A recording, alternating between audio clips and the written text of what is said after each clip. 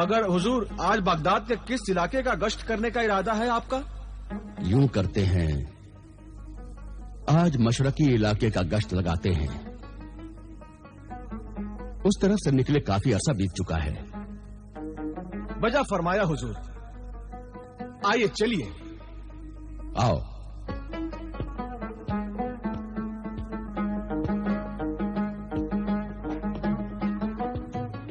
हुजूर आला, कहने के लिए तो ये गरीबों की बस्ती है, मगर यहाँ चारों तरफ खुशहाली है, सब खैरियत से हैं। हाँ,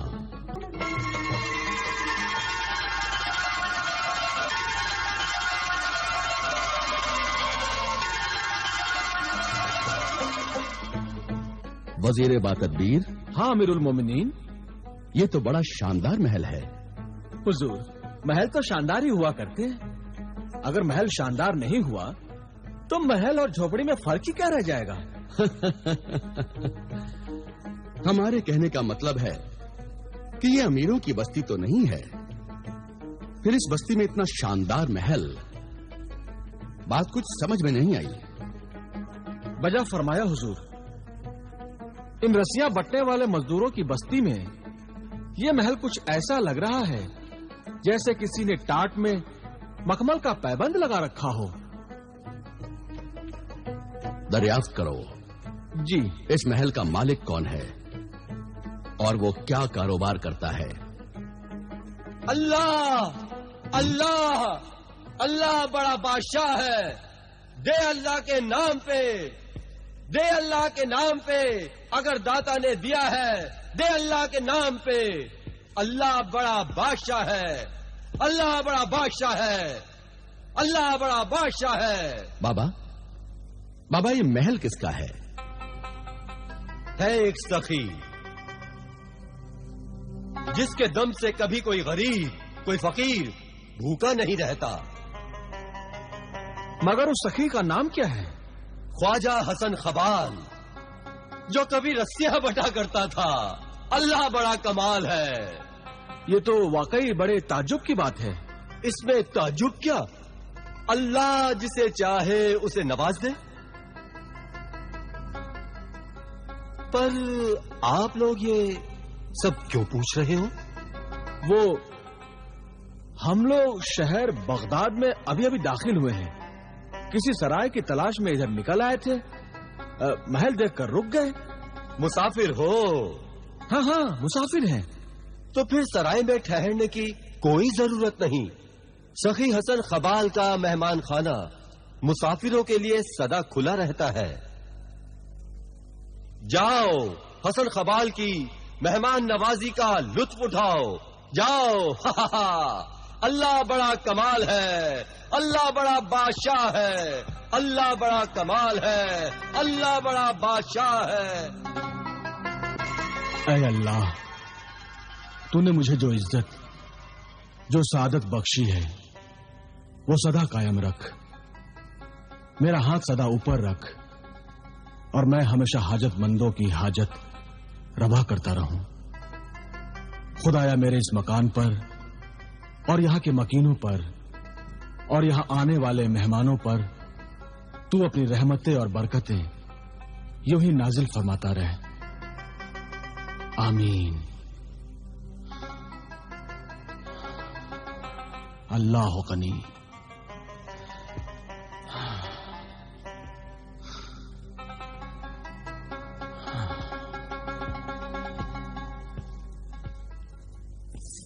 क्या बात है, आज नमाज में बड़ी देर लगा दी।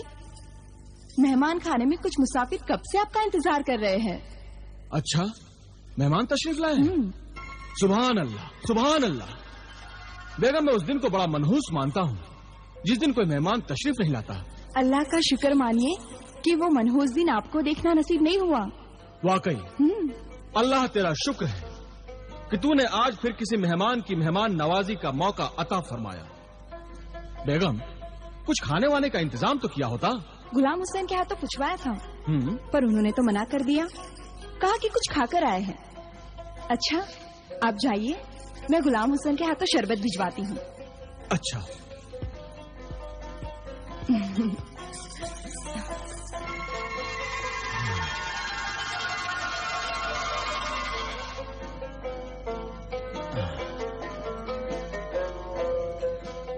वाह, क्या तरावट बख्श मशरूब है। हुजूर, ठंडक तो रूह की गहराइयों में उतर गई। सुभान अल्लाह, आपका ये मेहमान खाना तो किसी शाही महल से कम नहीं। जी जनाब, मेहमान को हम अपना आका समझते हैं। मेहमान नवाजी तो अरबों की रग-रग में रची बसी है जनाब। अगर कोई अरब मेहमान नवाज न हो तो उसे अरब कहलाने का हक हासिल नहीं है जनाब। इस शानदार मेहमान खाने में जब भी कोई गरीब मुसाफिर आता होगा तो अपने आप को किसी बादशाह से कम नहीं समझता होगा। जी जनाब, मेरे इस गरीब खाने पर ठहर कर अगर किसी गरीब को खुशी मिलती है तो सच मानिए इस बात की खुशी मुझे सबसे ज्यादा होती है। मैं तो अल्लाह का शुक्रिया अदा करता हूं कि उसने मुझे एक गरीब रशन फरोश से एक अमीर शख्स बनाया और मुझे गरीबों की मदद करने के काबिल बनाया। रसन फरोश? मगर माफ कीजिए जनाब, मजदूरी करके कोई इतना आलीशान महल तो नहीं बना सकता। यह तो अनहोनी है। बेशक, लेकिन तकदीर अगर चाहे तो अनहोनी को होनी में बदलने में देर नहीं लगती। बेशक बेशक, आपकी कहानी तो बड़ी दिलचस्प मालूम होती है। हमें नहीं सुनाएंगे? कहानी बहुत लंबी है और रात बहुत छोटी है और फिर आप दोनों थके हुए भी दिख रहे हैं। किसी दिन आराम से सुनाऊंगा। वैसे भी मुझे एक नींद लेकर तहज्जुद की नमाज के लिए उठना भी तो है। ठीक है, तब तो इस वक्त आपको मजबूर नहीं किया जा सकता। ये मेहमान तो बिल्कुल अजीब थे। न रात का खाना खाया और न ही सुबह के नाश्ते पर रुके। भाई, हमें भी उनका रवैया बड़ा अजीब सा लगा। बहरहाल मेहमान थे भाई, हमने तो उन्हें सर आंखों पर बिठाने की कोशिश की। अब वो खुद ही न माने तो हम क्या करें। आका, आका, क्या आफत मचाए हुए हो? क्या आसमान टूट पड़ा? ऐसा ही समझिए। क्या उलझुल बक रहे हो? मियां सठिया गए हो क्या? मैं सच कह रहा हूँ। खलीफा हारून रशीद ने अपना एलची भेजा है। तुम्हारा दिमाग तो खराब नहीं हुआ है? भला खलीफा अमीरुल मोमिनीन अपना एलची यहाँ क्यों भेजेंगे? कहीं ऐसा तो नहीं कि रात जो दो मेहमान ठहरे थे वो कहीं चोर उचक्के या लुटेरे रहे हो? क्या कह रही हो बेगम? और नहीं तो क्या, यूं ही कोई रात के अंधेरे में आता है और सुबह का उजाला फैलने से पहले ही चला जाता है। शक तो होगा ही। हुजूर, मैं अभी उसे यहाँ बुला लाता हूँ। ठीक है, तुम जाओ। बेगम, जरा पर्दा कर लो।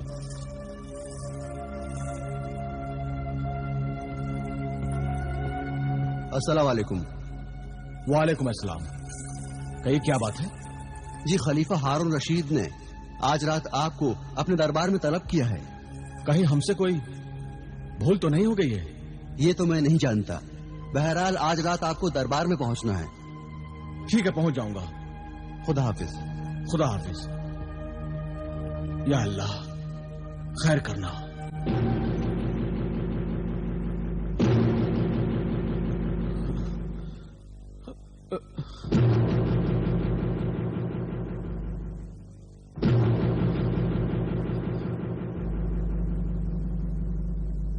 ख्वाजा हसन खबाल, हमें यहां देखकर आपका हैरत में पड़ जाना यह मुनासिब है, मगर खलीफुल मोमिनीन को सलाम तक न करना हरगिज मुनासिब नहीं है। खलीलुल मोमिनीन?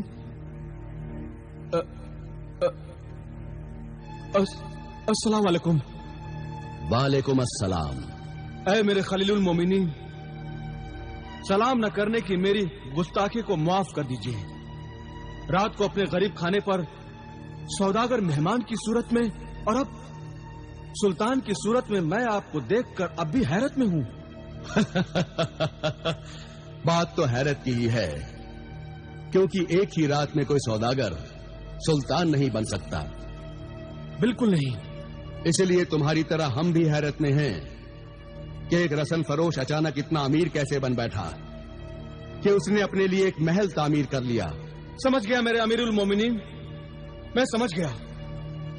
रात को मेरे घर आपके तशरीफ आवरी का सबब मैं समझ गया। आप यकीनन रात को गश्त पर निकले होंगे और मेरे गरीब खाने को देखकर हैरत में पड़ गए होंगे। यकीनन। मगर इसमें हैरत की कोई बात नहीं, ये सब तकदीर का खेल है। ऐ मेरे अमीरुल मोमिनीन, मैंने मजदूरी करके ईमानदारी से रोजी कमाई है और ये सब मैं फख्र से कह सकता हूं। बेशक मजदूरी करके और ईमानदारी से रोजी कमाने पर फख्र बजा है, मगर माफ कीजिए, मजदूरी करके कोई महल तो खड़ा नहीं कर सकता। ये तो अनहोनी है। बेशक, लेकिन तकदीर और वक्त अगर मिल जाए तो अनहोनी को होनी में बदलने में देर नहीं लगती। मुकद्दर के खेल बहुत न्यारे होते हैं अमीरुल मोमिनीन। तकदीर में अगर मौत लिखी हो तो आबे हयात पीकर भी इंसान मर सकता है, और अगर जीना लिखा हो तो जहर हलाहल पीकर भी इंसान जी सकता है। वाह, क्या बात कही आपने। सुभान अल्लाह, सुभान अल्लाह। जनाब हसन खबाल साहब, मिसाल तो आपने अच्छी दी, लेकिन इस मिसाल से यह साबित नहीं होता कि गरीब से अचानक आप इतने अमीर कैसे बन बैठे। एक लंबी कहानी है अमीरुल मोमिनीन। लंबी है तो क्या हुआ, हम फिर भी सुनना चाहेंगे। किसी गरीब शख्स का यूं अमीर बन जाना तो बड़ी ही दिलचस्प दास्तान होगी। ये उन दिनों की बात है जब मैं सुबह हमेशा की तरह रस्सियां बट रहा था, और रस्सियां बटते बटते मेरा बदन थक कर चूर हो गया।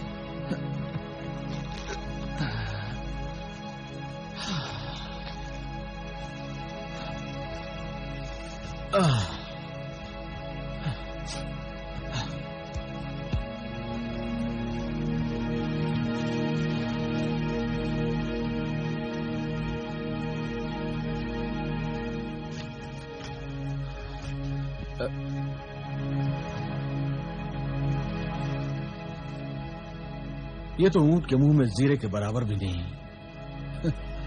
भूखे को कोई रोटी खिला दे।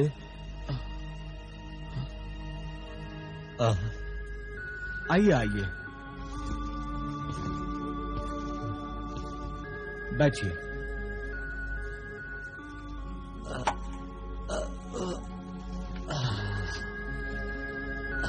लगता है मुझसे ज्यादा तुम भूखे हो। हाँ, बहुत दिनों से भूखा हूं।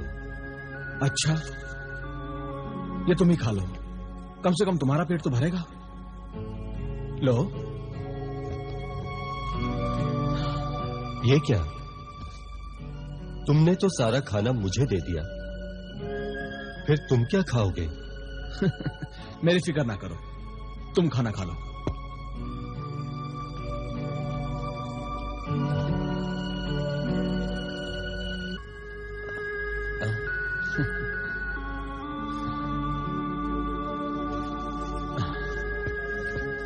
अच्छा, आप खाना खा लीजिए, मुझे बहुत सारी रस्सियां बटनी हैं।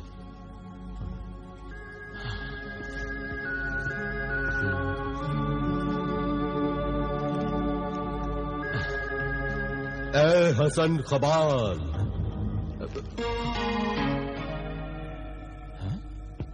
तुमने खुद भूखे रहकर और अपना सारा खाना मुझे देकर मेरी भूख मिटाई है। मैं तुम्हारा एहसानमंद हूं। अरे भाई, तुम्हारी आवाज कैसे बदल गई? कौन हो तुम? मैं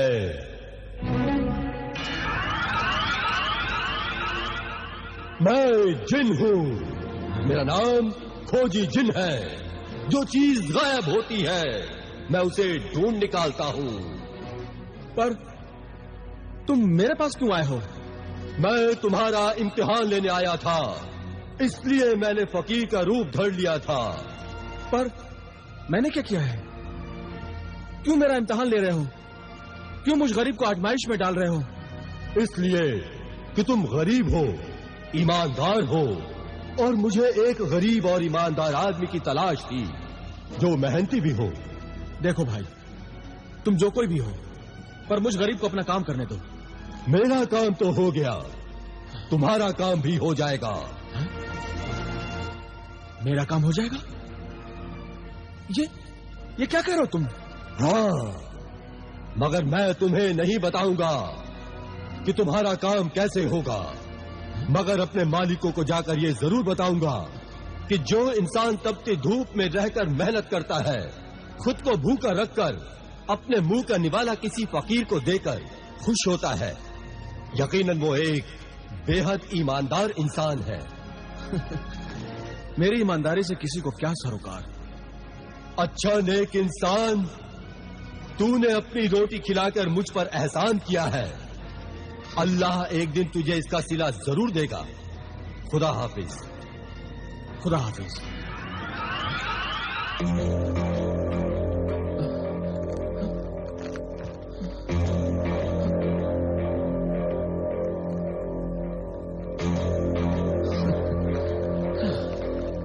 मिल गया, मिल गया, मिल गया, मिल गया मेरे आका, मिल गया, मिल गया, मिल गया, मिल गया, मिल गया, मिल गया मेरे आका, मिल गया। कौन मिल गया? जिसके लिए आप दोनों में शर्त लगी है कि इंसान की कामयाबी तकदीर या तदबीर पर मुनहसर है। हाँ, आज के जमाने में बहुत ढूंढने पर बड़ी मुश्किल से, बड़ी मशक्कत के बाद एक नेक और ईमानदार इंसान को तलाश कर पाया हूँ।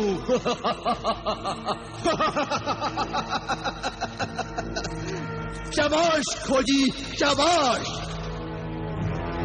मैं जानता था कि तुम एक मेहनती और ईमानदार इंसान को जरूर ढूंढ निकालोगे।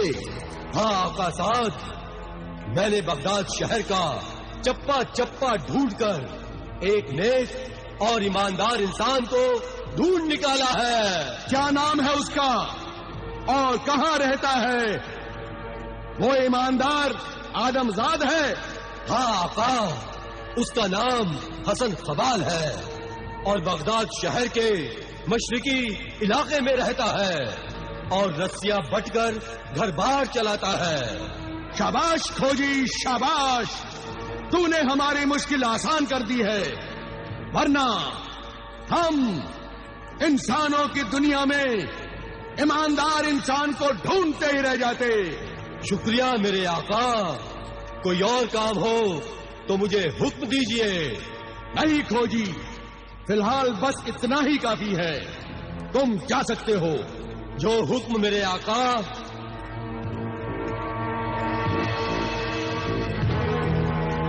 साद, अब मुझे मौका मिला है कि मैं अपनी बात को सच साबित कर सकूं कि मेहनत से किस्मत बनती है। मैं आज भी ये बात मानने के लिए तैयार नहीं हूं। अगर किस्मत में ना हो तो सारी मेहनत बर्बाद हो जाती है।